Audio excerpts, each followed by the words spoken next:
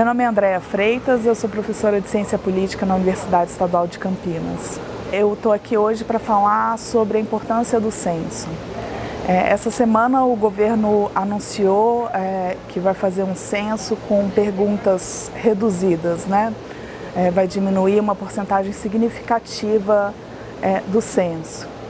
Acho que para entender um pouco as consequências dessa redução, a gente precisa entender primeiro o que é o censo e por quê e qual a sua importância. O censo é uma pesquisa que dá capacidade para o governo entender o Brasil, entender a população brasileira, entender onde ela está e como ela é afetada por uma série de políticas públicas e, eventualmente, pela ausência dessas políticas. O censo é de fundamental importância para a gente planejar o futuro e planejar as políticas que vão ser aplicadas nas diferentes regiões do país.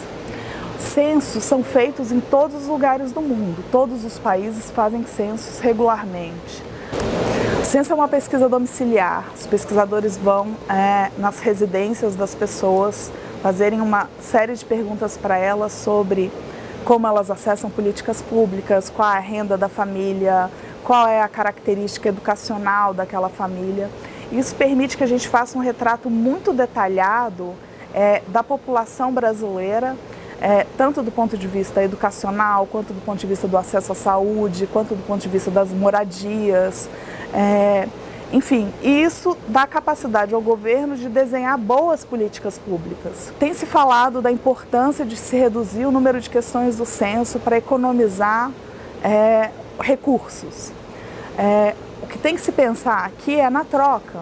Sim, essa economia no censo vai inviabilizar que a gente faça pesquisa sobre domicílio, por exemplo, sobre quanto se paga de aluguel no Brasil. Essa pergunta foi uma das perguntas cortadas do novo censo. O que significa não saber quanto se paga de aluguel e o quanto o aluguel afeta a renda das pessoas?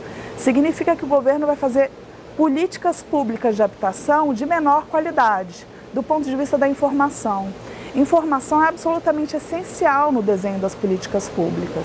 É só com boa informação que o governo consegue fazer políticas públicas eficientes. E nada economiza mais o dinheiro do governo do que políticas públicas eficientes. Quando você desenha uma política estadual, uma política educacional num dado município, por exemplo, você tem que colocar, se você vai construir novas escolas, essas escolas têm que estar próximas da população.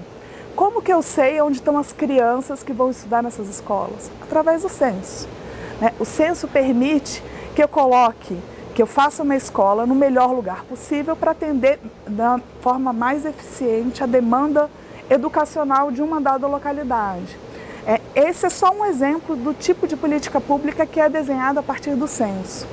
O censo é utilizado em infinito de pesquisas científicas no Brasil. Na ciência política, a gente pode citar um exemplo muito bem sucedido da pesquisa da professora Marta Resch sobre as trajetórias da desigualdade, um livro que compara o desenvolvimento de várias políticas públicas no Brasil nos últimos 50 anos.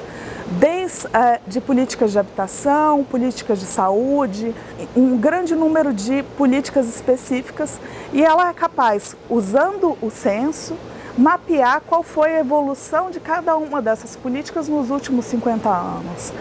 Tanto do ponto de vista do território, da expansão territorial. Então, uma das evidências mais impressionantes que ela mostra no livro é como foi feita a expansão da rede de saúde no Brasil. O Brasil é um país enorme, complexo, onde há 50 anos atrás a gente tinha basicamente centros de saúde na região sudeste, um pouco na região sul, mas basicamente na região sudeste.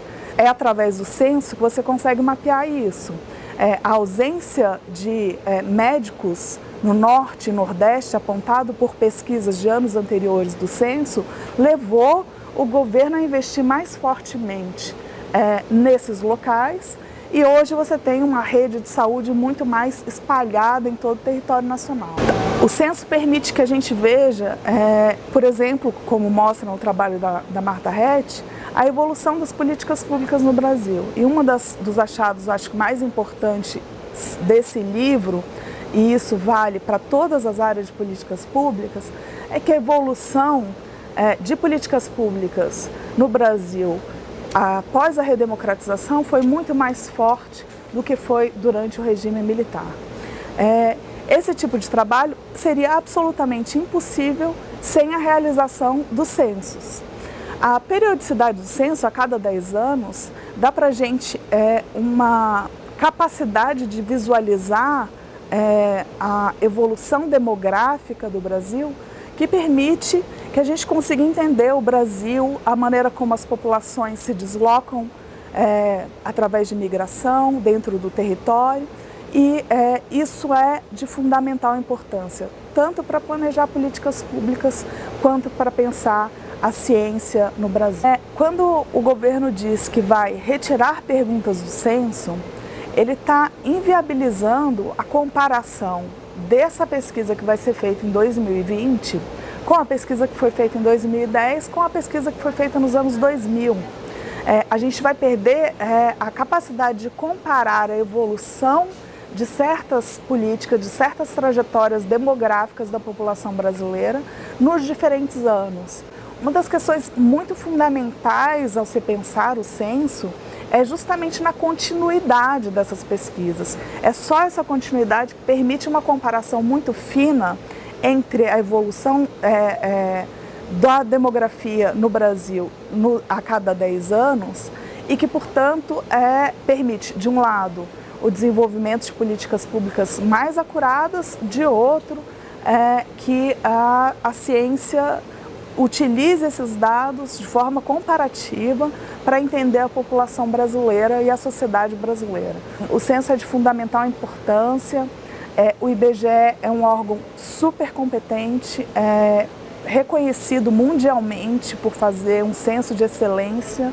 Acho que é preciso ouvir o que os técnicos do IBGE têm a dizer sobre isso e entender os motivos pelos quais eles estão tão incomodados com essa redução do censo.